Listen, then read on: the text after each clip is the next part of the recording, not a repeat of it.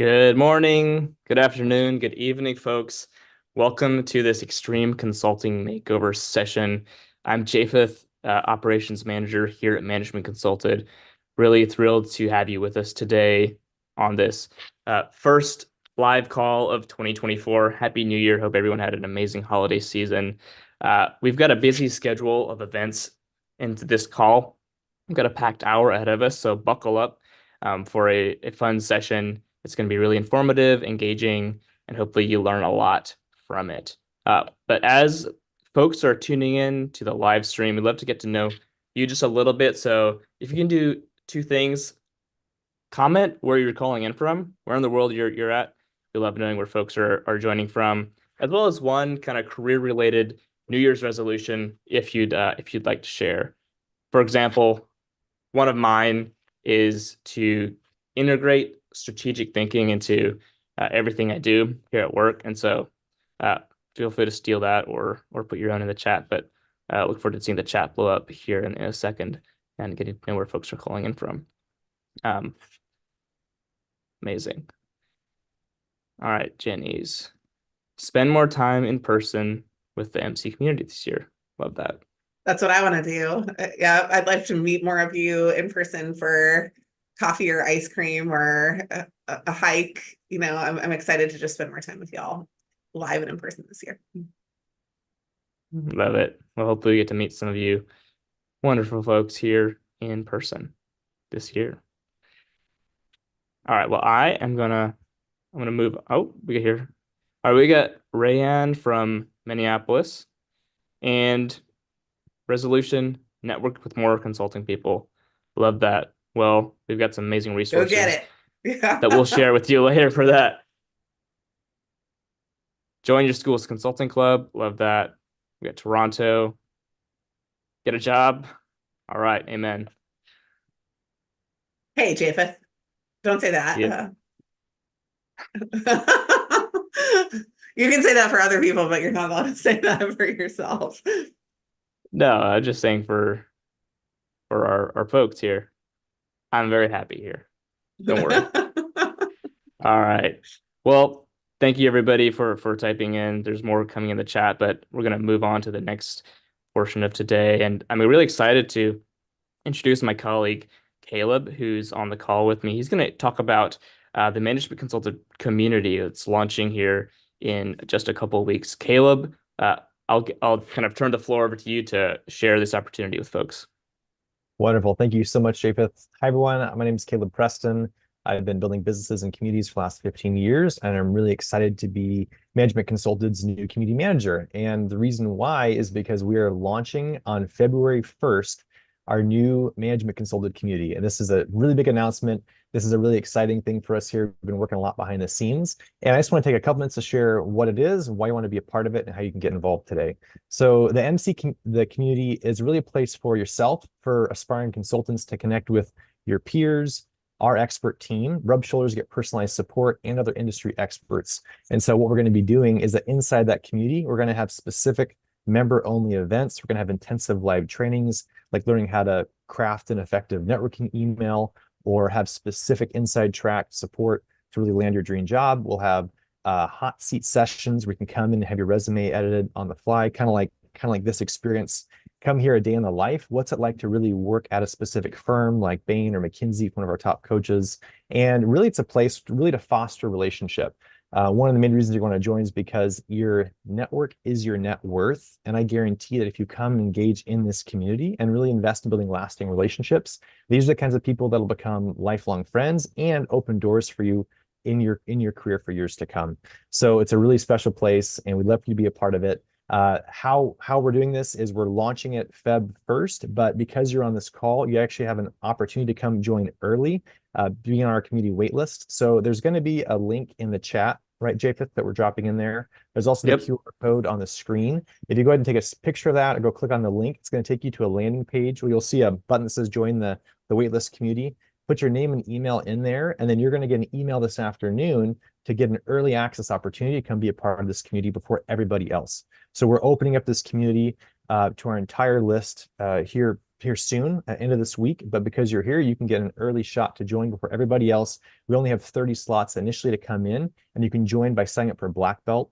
So normally this community is going to be $850 a year, but right now with a special opportunity, you can join Black Belt and get the first year for free. That also includes a personalized welcome call from myself to really give you personal support, make the most of the community, the rest of our resources. So if you want to make new friends and have every advantage possible on your career opportunity, click that link, sign up, and we'll see you inside the community. Amazing. Caleb, thank you so much. So for folks, the link here is in the chat. You can scan the QR code, but really excited for this and hope to see many of you in the community come February 1st. All right. Well, last but certainly not least, I'd love Eden, my colleague here, is on the call. Eden, can you just quickly introduce yourself? So folks, if you have questions about the community or another one of our services here, Eden is the person to kind of talk to, learn more about. But Eden, I'll just turn it over to you to quickly introduce yourself and why folks might want to schedule a call with you. Thanks, Japheth. Good morning, everyone, or afternoon for some of you. So good to see you all and Happy New Year. So I know you are all aware of what we do here, but just to give you a little bit of a brief overview, we help you completely overhaul your resumes and cover letters. We have our team of former MBB individuals who are helping us with a lot of the heavy lift on that. And we have our strategy sprint going on this week, actually, but you may not know this, but we have 3 more offerings this year. We have one in March, we have one in May, and one in November. And right now we actually have an early bird rate of $1,000. It's $200 off. You can have access to early bird for any one of those event weeks if you purchase in the month of January. So if you're curious about that, there's more on our site, and you can also reach out to me. I'd love to help. But it's a 1-week consulting project with a real client. You get to put it on your resume. It's an action-packed week, trust me, and you're going to earn that spot on your resume for sure. And then we also have Black Belt going on. Caleb touched on that. It is one way you can get access to the community, but it's also coaching hours from our team, as well as resumes and cover letter edits and all the things as well. So it's a really good bundle. We even have more than that. We do where you can actually bundle everything together, which is something we'll talk about another day. But if you have any questions, I'll be in the chat today, so feel free to reach out. You can also get on my calendar on that QR code at the top. Thanks, Japheth. Amazing. Thank you so much, Eden. All right, folks. We'll hope you'll engage with us in one of those ways. But we're going to get into this call. Our first contestant is Justin. Justin, I'm going to ask you to come on mute and to share your screen. So Justin, can you just quickly introduce yourself for the group? Tell us where you're at in your recruiting journey while you're sharing your screen, and then Jenny Ray, I'll turn it over to you to dive deep into this resume makeover. Yeah, thanks. My name's Justin. I'm a current sophomore studying at the University of Notre Dame. Right now in the recruiting process, I'm just more so in the networking phase, just getting to know firms and getting to know alumni that are working at the firms that I'm sort of like looking at right now. So yeah, that's just sort of where I'm at right now, and I'll share my screen right now. Awesome. Justin, we're so excited to have you. Notre Dame has been a fun partner school of ours for many years. Really? And one of the things that I'm so excited about today is just to talk a little bit about your background and your timeline and kind of what your plans are. So can you tell us who your target firms are and also what your plan is for your current timeline? Are you planning to apply for this upcoming session, which will really start in May, June, or are you thinking about waiting until full-time hiring? Yeah, I'm targeting May and June in terms of timeline purposes. In terms of firms, I've more so been networking with Bain, LEK, and Accenture. I think what I need to work on right now is just sort of like diversifying like all my eggs and not placing them just in one basket. So those are sort of the 3 firms that I've been looking at right now, and the 3 firms that I've been talking to the most. But I haven't been doing so much more outside of those 3. Cool. What it sounds like is that you're super ahead of the curve. So I love that. Next question I always like to ask is, can you tell me a little bit about any template requirements? Does Notre Dame require you to use this template, or can I mess with the template a little bit? No, Notre Dame doesn't require any sort of like template. So you can mess it with it, however you please. Okay, awesome. I like to touch everything I can to make it the best that we can possibly. Yeah, So, thank you. so awesome. Yeah. So if you want to go ahead and just give me a scan down, and you might want to just shrink the size a little bit on the resume. It's great to see for the wording, but we're going to start with the format and the structure. Yeah, there we Okay. go. Is that fine? So yeah, totally. So what I want to do is just kind of give you an overview, and then I go through this in three pieces, the same way that we do all of our resume edits. The first thing that I look at is the format, right? Is the format consistent? Do I like the way that it's formatted? The second thing that I look at is the structure. Is it balanced in a way that would immediately say to me, this is a top performer resume? And then the third thing that I look at is the content, what's actually in each one of your bullet points. And so I'm going to go through it in that order, and I'll pause after each one to just ask if you've got questions about it. So the first one is a format. You're using a professional style of format, a serif font, which I like. And so overall, I think the format looks pretty good. You have a couple things that are funky.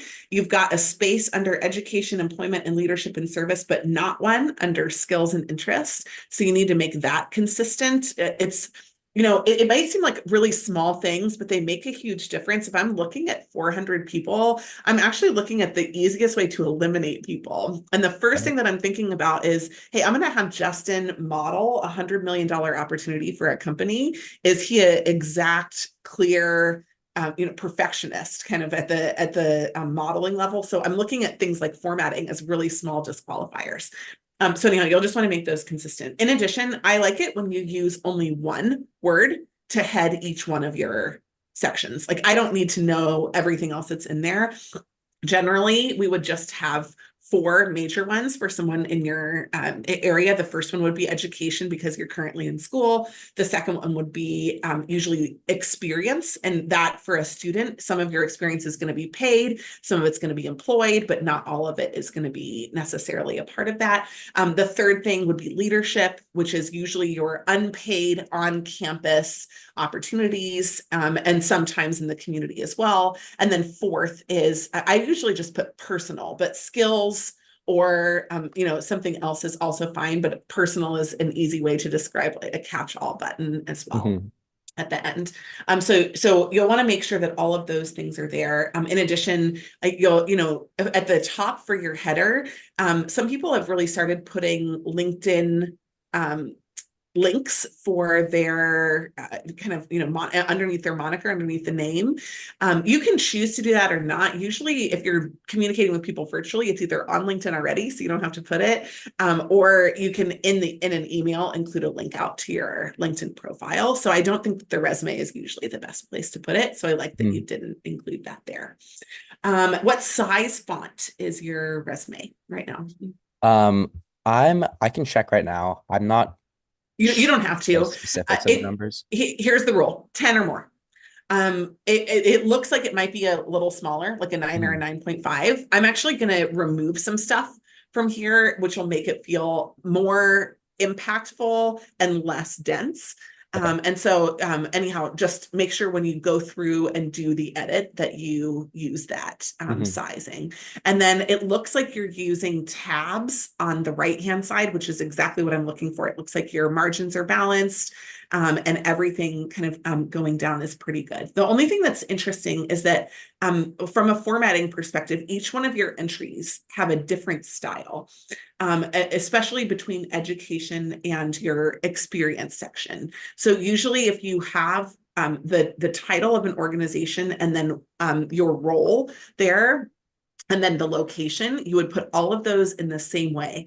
So if you want to use the ones that you have under your leadership and under your experience section, you should use that same format for Notre Dame. So Notre Dame with a line behind it, your degree, BA in global affairs, right? Minor in accountancy and social entrepreneurship, or minor in accountancy, minor in social entrepreneurship. You can put both of those there. And then the location, right? Notre Dame, Indiana. And then you can put expected, but you don't have to. You can just put May 2026, right, as your date there. If you can't fit all of that on one line, and that's why you broke it, then you need to follow that format in every other section of your resume, okay? So it needs to be a consistent format for each one of the entries as you're going through it. Finally, under your skills and interests, you can and should bullet point anything that's under there. And the bullet point should be the same indentation that all of your other bullet points are. So all of your other bullet points look pretty good. They're consistent the whole way down. But those at the end kind of feel like they're hanging out there. And so just putting a bullet point there would be great. Okay. The last thing that I'll say is that there probably are a few of these things either under leadership or potentially under your experience that I'm going to want to put up as bullet points under your education section. Usually we will name those the same way that you've named those skills and interests bullet points, right? So it will be, instead of technical and interests, maybe you have languages as well. I would put those at the bottom. The things that we put up under education would be things like leadership. We would put a leadership bullet, which is kind of a list of groups that maybe you're a part of, but not a leading member or a board member of. It's a way to get credit for those. If you have any class projects, sometimes we'll have a bullet for research. If you have any awards, if you want a scholarship, whether it was for school or during school, or awards like that. Those are the kinds of bullet points that we'll often put up under your education section. And later, now I actually think the call out for the Jerusalem program is great. I think that's going to be a point of interest and a talking point. But later, like in 2 years, you're going to have a lot going on your resume. That's not going to be the most important thing. It's not going to be as recent either. And so we'll probably bullet point something like that.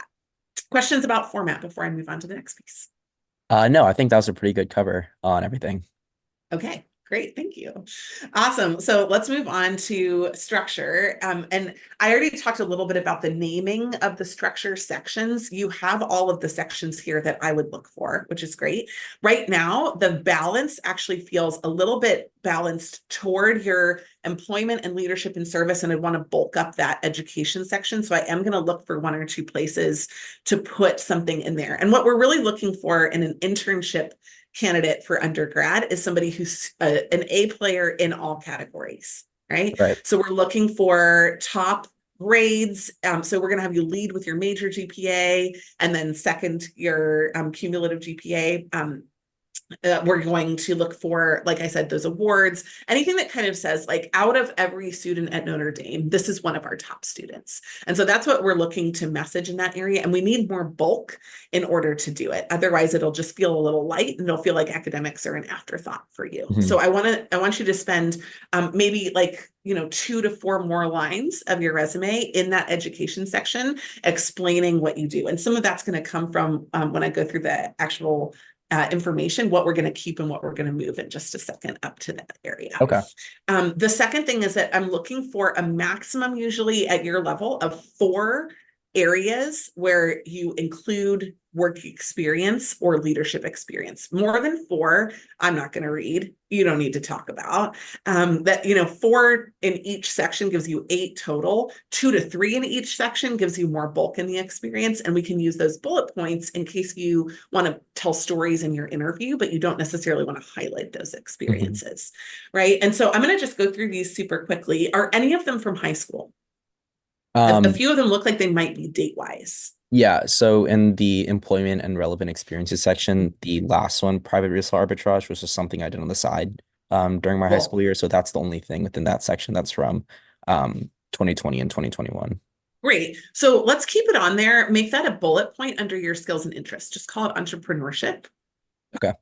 Right. And then that way it's on there. You don't have to put the dates, but you can still give a shout out to, I have an entrepreneurial spirit. This is a company that I started. This is, maybe it's a part of your history and your story that you want to tell, but then we're using only 1 line for it, not 4 of the resume. Right.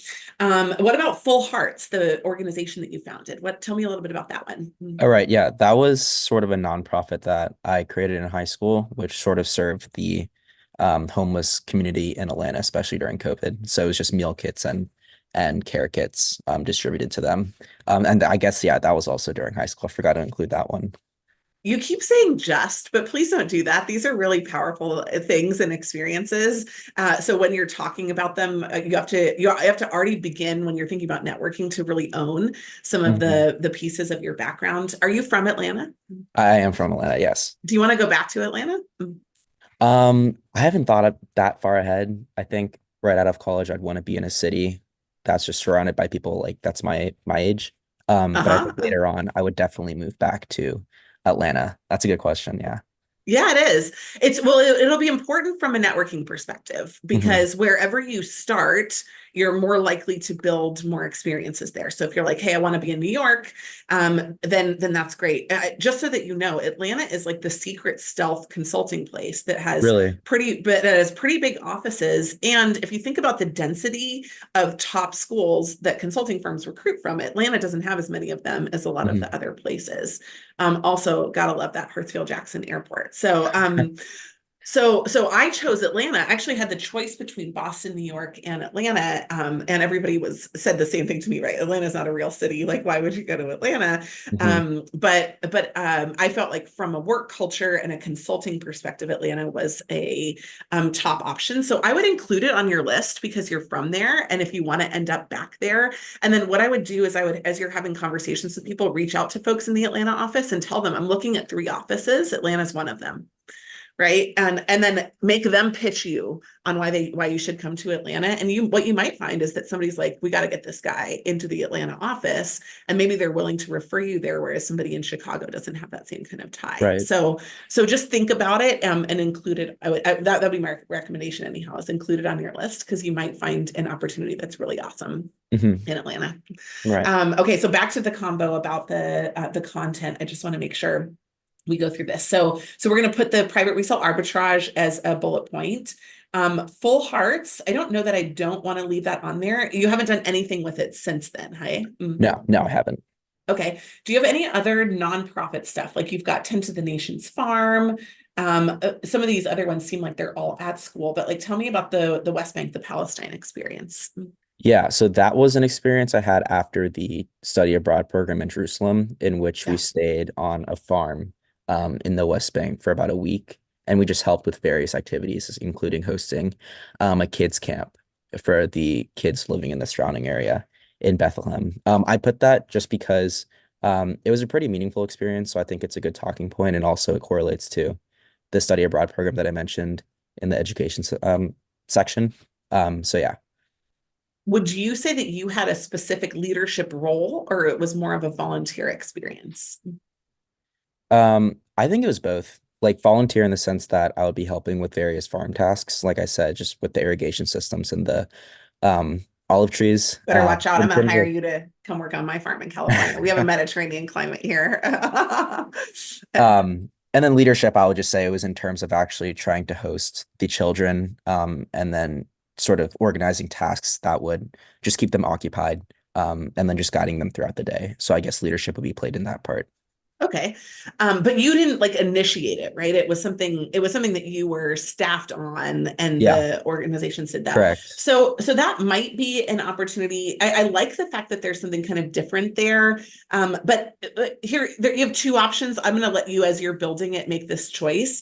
But one option is to leave it there. I would probably prioritize it though in your leadership section, just because it's different than some of your other categories. What my first choice would probably be though would be to put it as a bullet under your Notre Dame and Jerusalem experience, Okay. because it's a talking point that's up there. It helps to bulk up that education piece, and I think it fits with everything that you did there. So if you kind of include one bullet for coursework, which you have some of that coursework that's listed there, and then one bullet for volunteer, and then highlight that there, I think that could work really well as well. So that would be my Okay. first choice.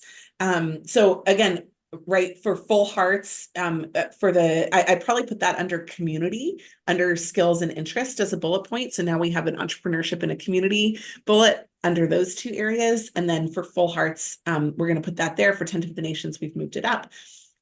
For all of the leadership and service, anybody who's looking at a Notre Dame resume, which of the 3 of these are they going to be like, wow, this kid's amazing? Is there anything that's really prestigious on campus? Like I went to UVA, and the guide service Mhm. there were like 400 applicants for 25 spots every semester, right? So it was kind of Right. one of those places where potential consultants always hung out. Mhm. Is there anything like that in your background? It's okay if there's not, just curious. I would maybe say the tour guide one. It was I would say it was a pretty competitive process. I'm not really sure how many spots were eventually open in the end. But it was something that I got freshman year. I would say that it's a pretty coveted job, I guess, on Well, campus. Um, so yeah, I guess that would be seen as Yeah, you get to talk about how great Notre Dame is all the time, right? Yeah. Yeah. So I'd probably move that one up. But when we get to the content in just a second, I am going to say we're going to need a bullet point in there that says that you were one of only 3 freshmen hired. You were, one of a cohort of only X tour guides, right? Like something where and you might have to go get some of the data that you'll need for those types of things. Great. And so anyhow, I just love some of the things that you've got going on here. And I think that there's good enough content in all of the other areas that you can focus on those. If they're all at Notre Dame, the good news is that you don't have to put the location for your leadership experiences. And actually, leadership experiences location doesn't really matter as much either. Okay. Great. And then under your employment, now we still have this new venture competition, the semifinalist. I'd probably put that up back under your under leadership. I'd probably put the new venture competition under leadership. The Deloitte Consulting travel team analyst, I kind of like under professional. The South Bend Entrepreneurship and Adversity Program, I think, is fine. The McKinsey and the Deloitte Consulting Travel Team Analyst, those are both with Students International Business Council. Correct. I feel like, and those were both at the same time. I feel like we need some way to kind of better combine the two of those into one bulkier experience, because separating those out, even though I know you're trying to highlight different firms' names, I think that maybe calling that Students International Business Council and then having the title as like McKinsey and Deloitte Consulting, right, analyst or travel team analyst or something like that. I was trying to find a way to merge both of them just because they take up a lot of space when you separate. They do. And the fact that they're separated timeline wise is a little bit jarring from a structure perspective as well. Right. But really what I'm going to say is that Vermilion Rock and Thriftly are what should take up 50% or more of your experience in that section, because everything else is really like one story, and those are probably places where you're going to say, hey, here's the context, and this is something that I did, and here's a mentor that I had, and here's some leadership that I learned, and here's a skill that I talked about. You're going to want to spend more time on those, both in your walk me through your resume and otherwise. So anyhow, those two I think you should bulk up. Okay. And the other ones I think you should trim down in favor of that. Okay. So I know I have a total of 4 minutes left. I'm watching Japheth just get itchy in his seat over there. So I'm watching our time. Any questions about structure before I move on to content? No, I think you got it covered. I mean, the main concern I had was merging the business council sort of experiences together, just because again, they took up a lot of room, but I think you answered my question. So I'll try to find a way to merge the two into one. Great.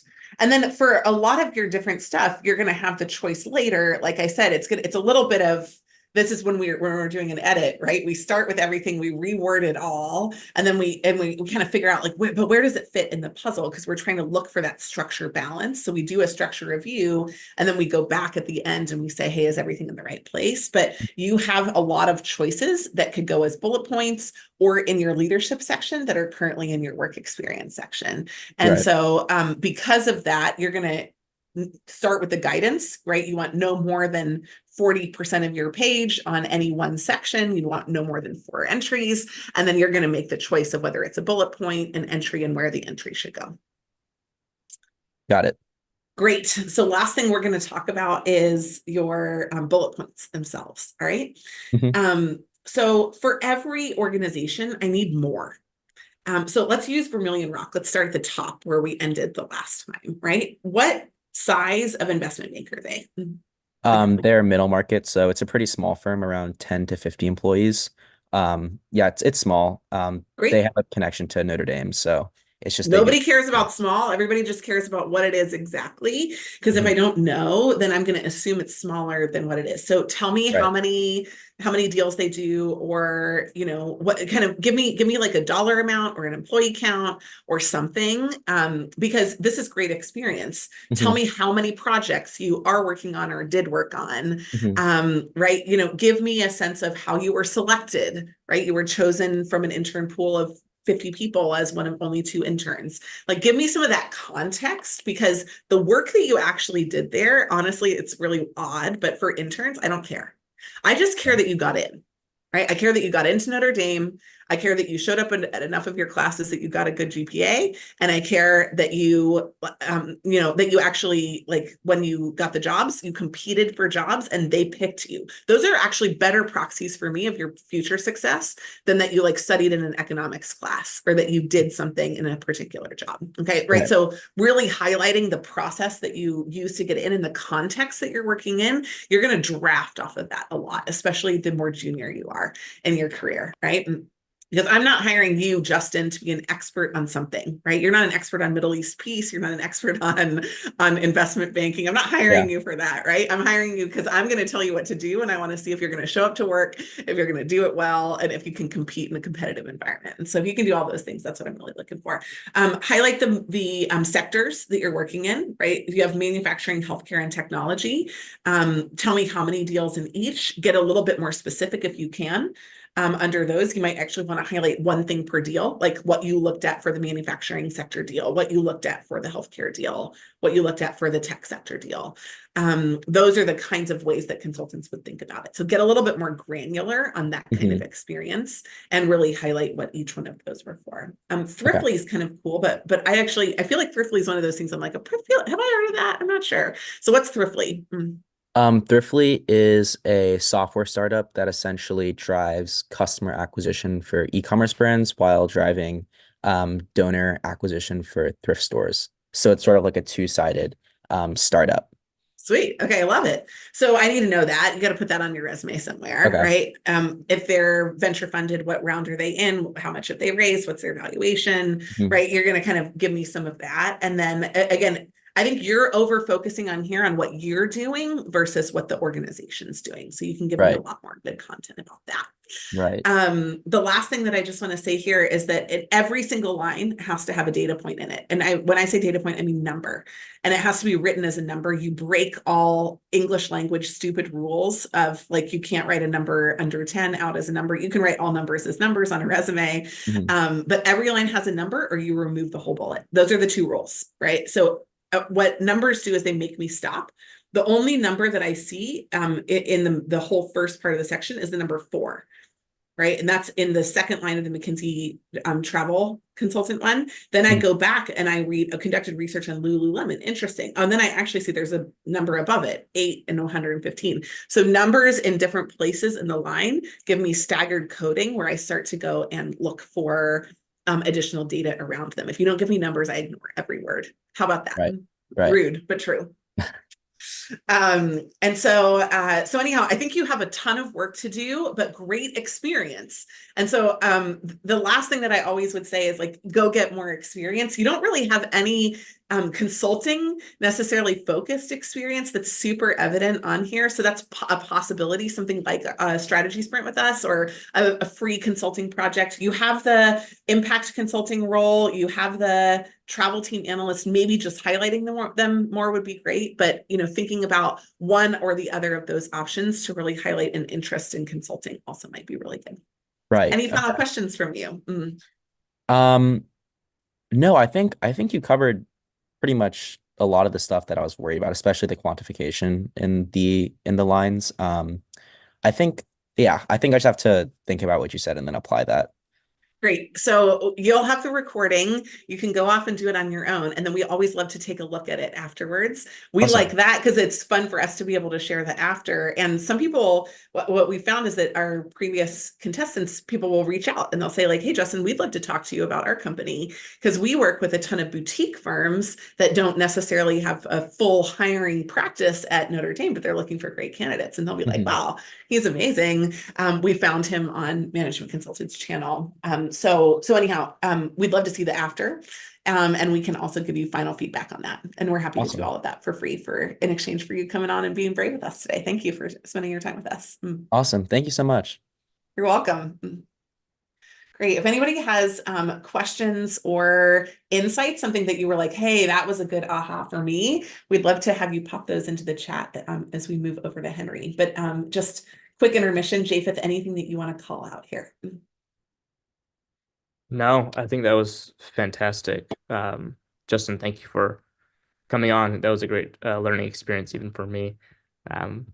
But yeah, so all right, we're gonna transition gears here a little bit. Henry, I'll get you starting to set up to share your screen here in just a second. Just a quick reminder about the Management Consultant community launching February 1st.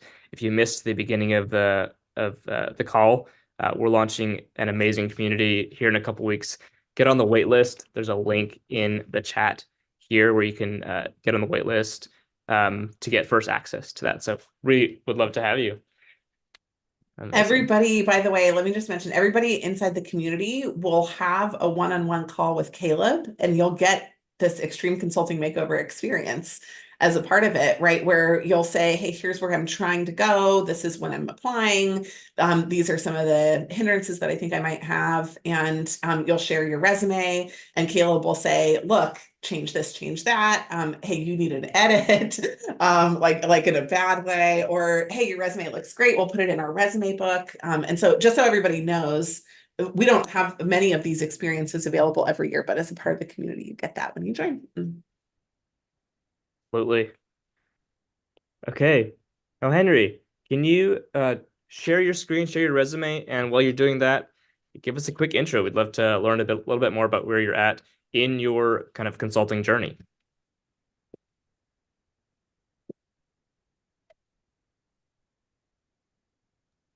Hi, can you hear me? You bet. We I can hear- can hear you perfectly.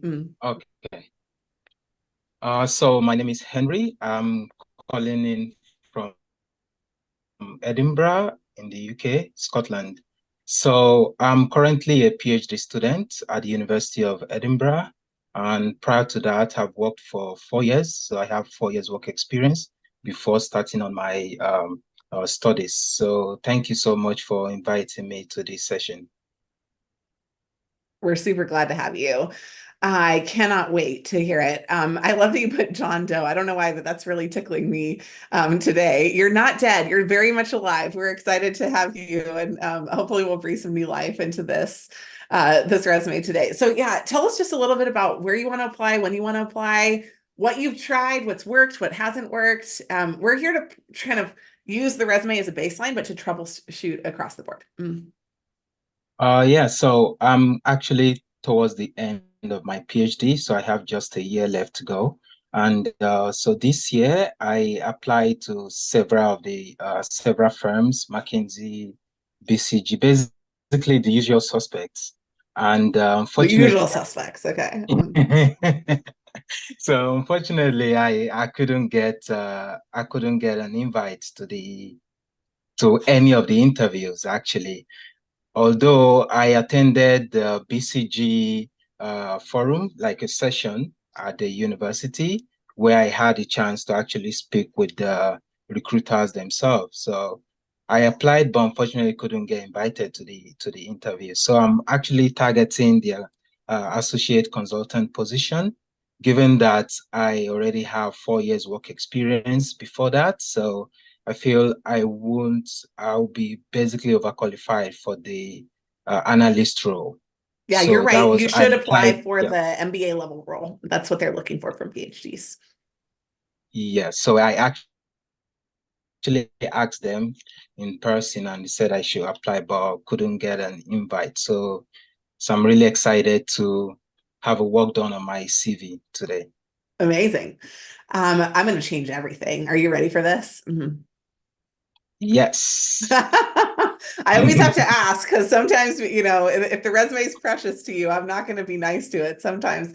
But what's always a surprise to me is how many folks have incredible experience that just isn't coming through on the resume.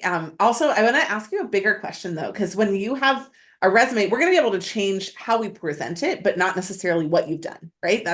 And sometimes they will look past that if you've already applied. So what networking did you do last time? Did you have a sponsor or a referrer in any one of the firms that you applied to? Yeah, I actually spoke with one of the recruiters from BCG. Okay. Like I asked her to actually if she could send me a referral, but then after the event ended, I messaged her, but she didn't reply me. So I just went ahead and submit like every other everyone else. So I didn't have any insider. Yeah. Okay, perfect. And So aside from here's that a as quick. well, I'm actually awaiting. Oh, No, go ahead. Sorry, I think the call just cut off a sorry. little bit. Oh yeah. Aside from that, I also applied to Kearney, and I'm still awaiting a response from them. I haven't heard back from them. That's to the London office, actually. So Awesome. so I feel maybe they already concluded the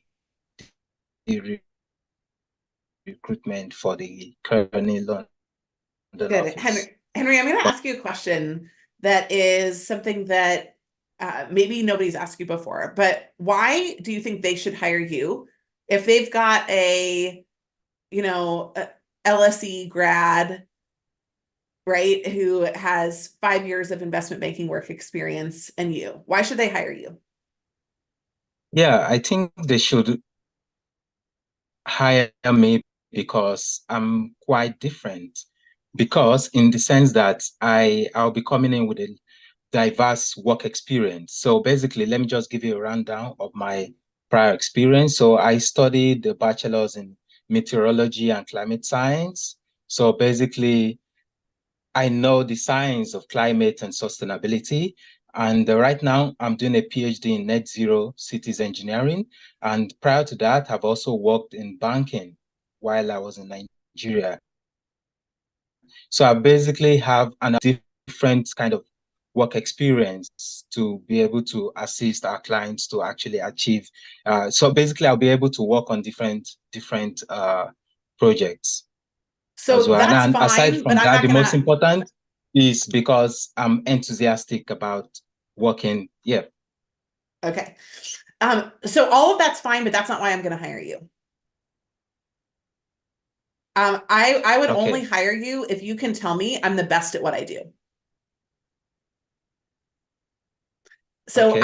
I think you're overemphasizing, and I'll go through this in the resume specifically, the breadth of what you've done, which is just table stakes, right? It's like the same equivalent to having an education. That's table stakes in this industry. They're really looking for from you is that you explain how you are awesome at what you're doing. And so that I think articulation is going to have to change for you. It's less about your interest and more about your ability. As we're talking through this resume. Now, you probably have that, but I really want to make sure that you're clear on why they would bring you in.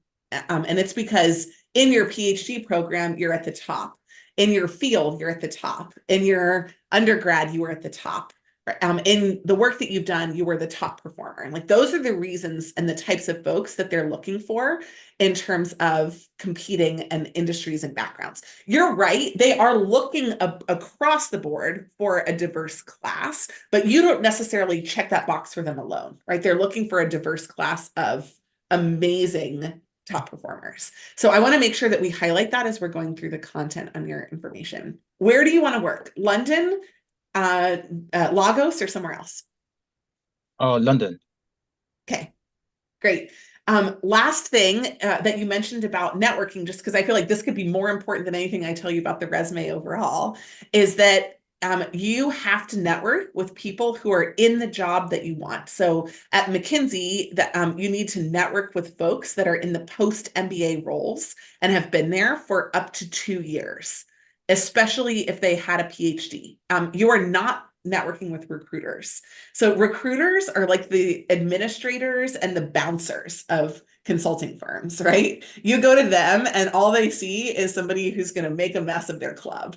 You go to the person who's inside. You've done this before, right? Like, I've been in New York at 1 a.m. trying to get into a club. Like, hey, my friend's inside is a super different thing than like you, Mr. Bouncer. I'd really like to go inside your club. And so you have to do the same thing when you're inside consulting firms. So that's a very specific target, people who have PhDs, and you're going to have to convince them that your PhD is as credible, that you are as good at it as what theirs was. That's your only job. right? And then also that they're going to like you when you sit down and have a conversation with them. But because PhDs are, I would call them a secondary tier of hiring, you guys have to unlearn some things when you go into consulting firms because you're really smart, but you also took a really long time to come to answers. And sometimes you came to 6 answers, not 1 answer. That because of that, PhDs are never going to be the #1 potential hires. You have to fight for it a little bit.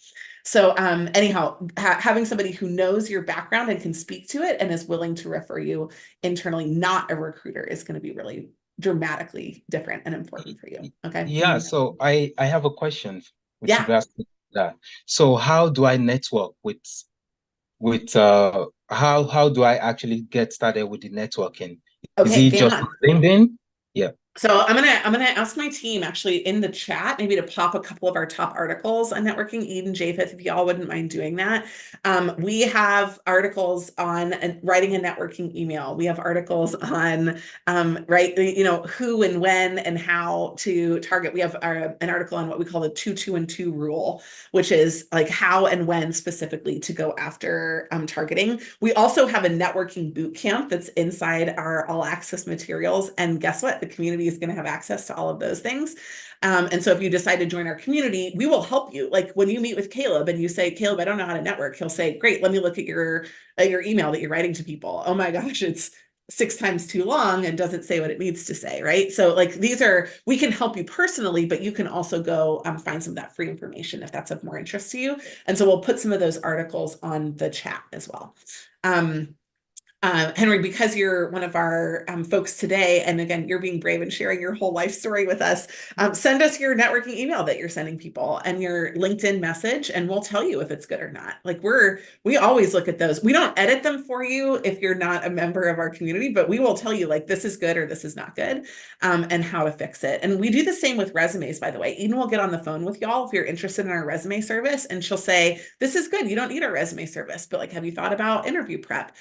Or she'll say, oh my gosh, you guys, this is not okay, right? Like you're not giving yourself the best foot forward. So so just so that you know, Henry, all of the above is available to you. So we'll put some of those links in the chat. All right. Thank you. Yeah, pleasure. All right, now I want to spend, we've got 11 minutes left, so I want to spend some time on this resume of yours. So from the zoomed out perspective, I can already see a couple formatting funk things. We've got lines that don't extend all the way to the ends of the words under each of your sections: education, professional experience, leadership, and additional skills. You also probably saw this, but when I was doing the previous one, I said one word, right? Education, experience, leadership, personal. Just use one word for each of those headers. You're trying to make me do the least work possible and for me to spend the most time not digesting what I'm looking at, but who you are, which is in the content underneath it. So that's going to be really valuable and important. You have pretty good balance in your resume overall. This like the amount of space that you're using for everything. Obviously, doing a PhD, you have a lot of education experience, but I think you've tempered that. You have your resume on one page. I do think they're going to really like that. So I want to spend the majority of our time on not the structure or the format for you, because other than that funky formatting thing with the lines and your like border areas, your bullet points being different sizes and at different places on the resume. Like if you go through just with a really eagle eye and clean some of those things up, the majority of what we can do, I think, to help you is on the content itself. So do you have any questions about the structure or the format? I'm going to spend the most of our time on the content. Yeah, so I wanted to ask, what's the best font size? And what kind of font is the Yeah, so best? usually as a standard, when we're editing, we put a size 18 for your name and a size 10 for everything else. It makes it really clean and simple. And so sometimes we will make it bigger, but almost never. Usually we would rather fill in a great resume with a size 10 font. And I can't tell exactly is this Cambria? I can't tell exactly what font you're using. But anyhow, it is a serif font. That's just one of our requirements. We don't want you to look silly with like an Arial or something else that doesn't look quite as professional. Okay. These are storied institutions. I mean, they're only 50 years old, but in the UK, they're not old, but they're storied institutions. So they like to think of themselves as very serious. Last thing, by the way, one other thing I just noticed on your details is that you've got like some commas, some periods after some of your different areas. For all of your education experience, you can just put your graduation date, but when you do it, put August AUG period 2024, right? Instead of a comma behind it. Okay. I see that like British, Nigerian. I spent a lot of time in Ghana and South Africa, so I see that a lot. But in London, they'll want you to be a little bit more traditional. Great. Let's zoom in a little bit on your content so I can give you some feedback on what's going on in there. Yeah. Okay, amazing.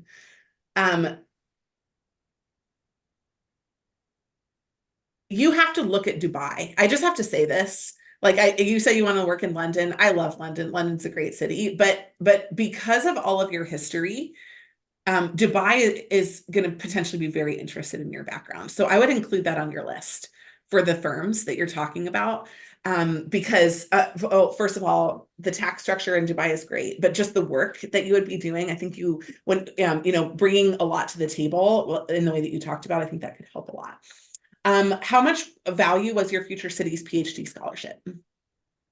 It's 4 years. The place, I think, £120,000. Great. I want to see that number on there. Yeah, I want to see that number on there.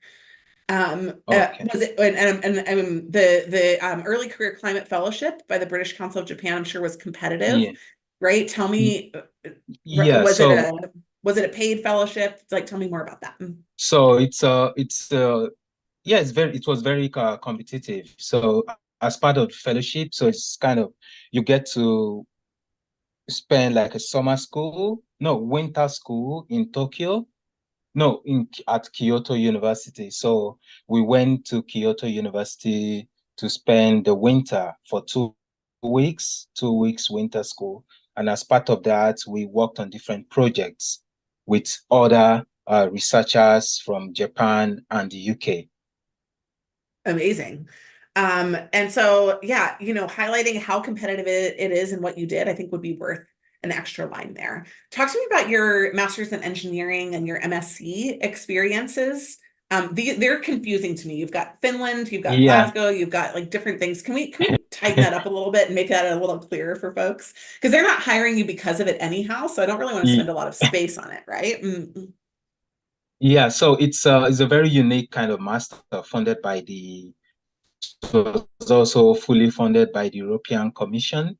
So it's a triple master's degree, 2 years triple master's degree. So I spent the first semester in Glasgow doing a master's in sustainable urban environment, and then I spent another year, the next semester in Finland, doing a master's of engineering in urban sustainability, and then the last semester in Spain, doing a master's in environmental technology.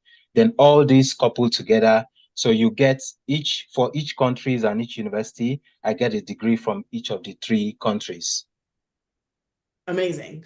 So if you want to work in the UK, like I think you just take Finland off, but you just put, right, like MSc, MEng in sustainable urban environment, MEng in urban sustainability. You put your graduation date, September 2020, and then you put Glasgow, UK there, or you put like Glasgow / right, Finland, right, or like UK, Finland, and Spain, or something like that as your location. But I think the key there is more that you like won the fellowship and that it was, again, like that it was a prestigious and competitive program. And by the way, I'm writing talking points for you as you're reaching out to people. I don't know if you see me doing that, but my talking points are basically like, I won a competitive fellowship to study in Japan, right? I completed an incredibly rigorous, fully funded program by the EU that was in Spain, right? Really talking up the application, the competitiveness of what you did, the rigor of what you did, not the topics of what you covered. I really want to make that clear distinction for you. Okay. And then Nigeria is great, but hopefully you can kind of get it, into one line if you're able to. But again, right, December 2014 is all you need. It's old. Like you can put the one experience on there from the awards, the top 1%, and the one the best undergraduate thesis. But if you have to cut something, that's what you cut, because I'm sure that you were good enough from there to get into what you were doing next. But again, the theme is top performer, top performer, top performer. You've spent your whole career so far in education, most of it. And so we want to really show that top performer piece of who you are. Let's go down to the professional experience part now.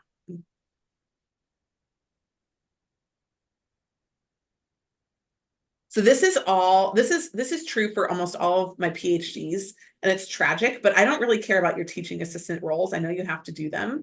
And I don't know whether or not you're good at them. I had good and bad ones when I was in school. Almost everybody has that reference point. So what I really care about is your research, the work that you did in your research. So I basically want you to remove the teaching assistant role. If you keep it, you put it under leadership and extracurricular, and focus on your doctoral research work and focus on the real world experience. So what is the real world implication of your doctoral work, your research?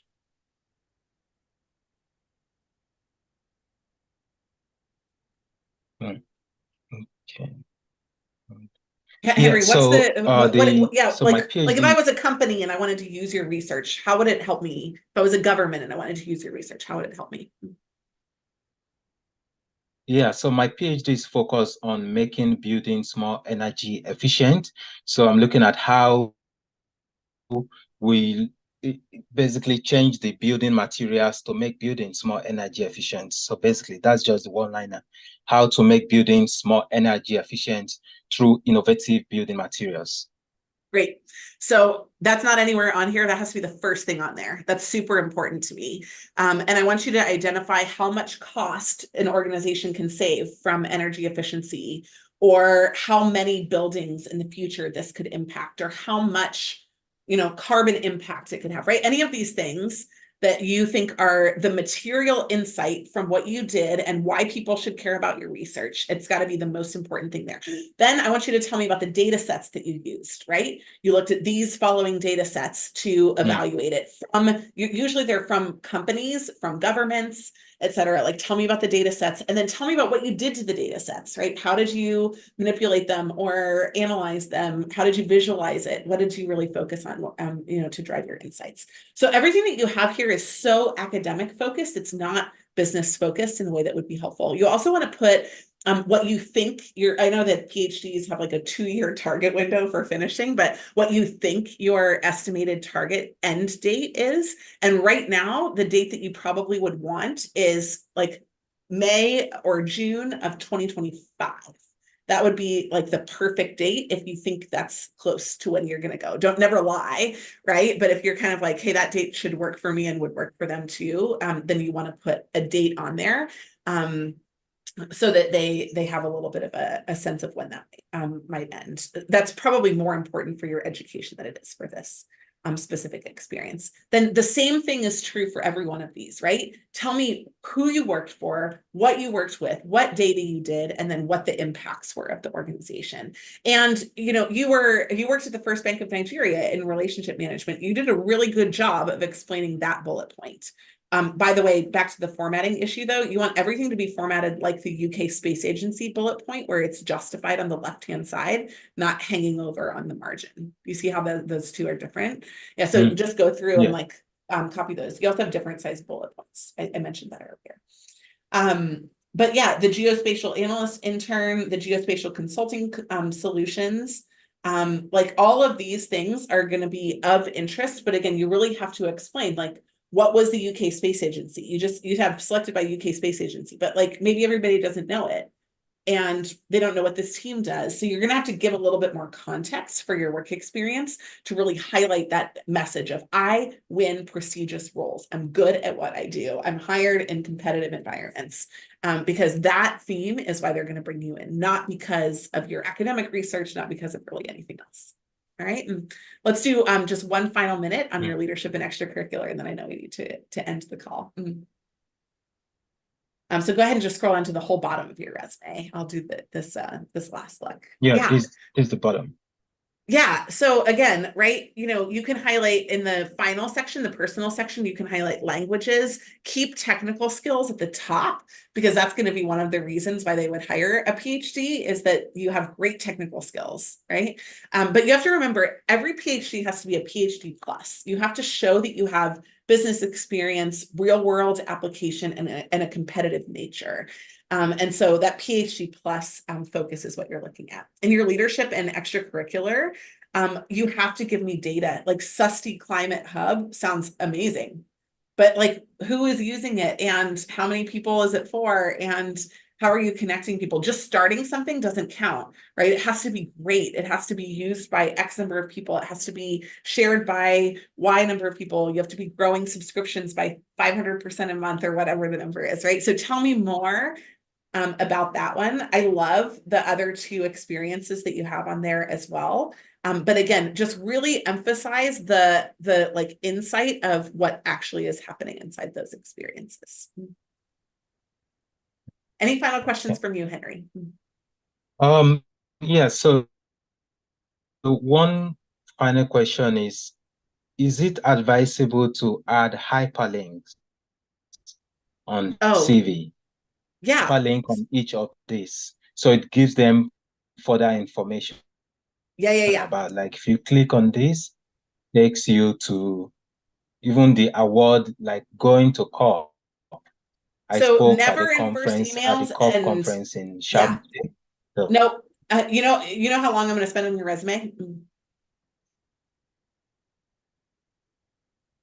15 to 2 20 minutes, seconds. 15 to 20 seconds. seconds. And so I probably won't even read the whole resume, much less additional reading. So no, don't hyperlink anything from your resume. After you've had a conversation with somebody, you can always send a follow-up email and say, hey, here are the 5 things that I would love to highlight from what we talked about. And you can send hyperlinks in there. But usually you want to really just stay focused on the action. If they agree to refer you in a call, then you want to really focus on, great, here are the next steps for that, not here's more information for you. The only thing that's an exception to that is that sometimes people will tell me about a great restaurant I don't know about, or an amazing hike because I love hiking, or something that's like that. If they send that to me, I often will go look at that, but it's not usually about your like professional stuff. Nah, I trust you. If it was great, you tell me it's great. That's all I need to know.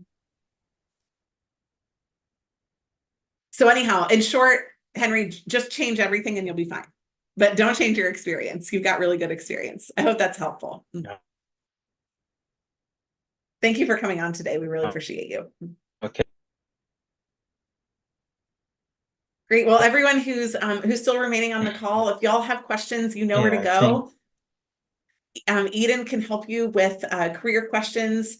Japheth and Caleb can help you with community questions, technical questions. I host every Thursday a 1-minute office hour. So make sure that you connect with me on LinkedIn. You can send me any questions to my DM and I will answer them. They have to be answered in 1 minute though. So you can't send me a like 50-line request. It just has to be like, hey, here's one thing I'm thinking about. So Henry, for you, it'd be like, hey, should I apply to Dubai or London first? I'll respond, right? So any of those, I'm super happy to help. Thank you all for joining today. I hope you got a lot out of the session. Thank you, MC team, for everything you did to set it up. We appreciate you guys. Have a great rest of your Tuesday and happy January.